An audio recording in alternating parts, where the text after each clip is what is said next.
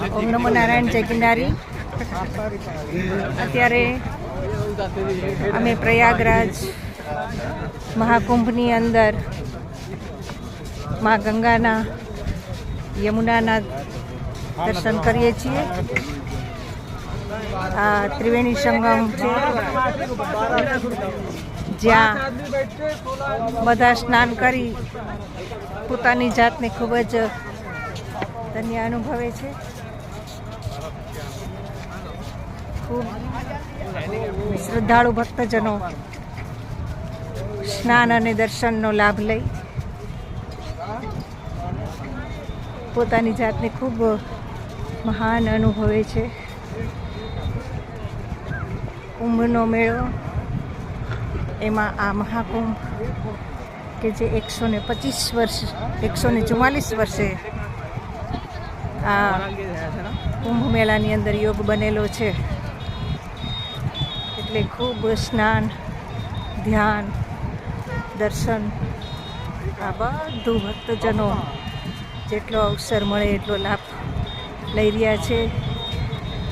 દેશ વિદેશથી ખૂબ યાત્રાળુઓ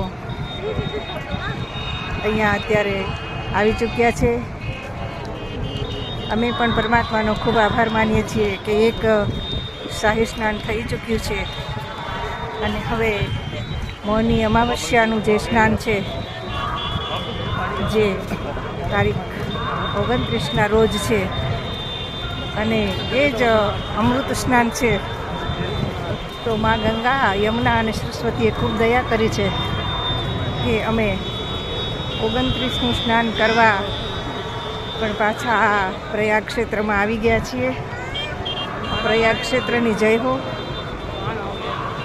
શાસ્ત્રોમાં પણ પ્રયાગને બ્રહ્મલોક પણ કહેવામાં આવે છે.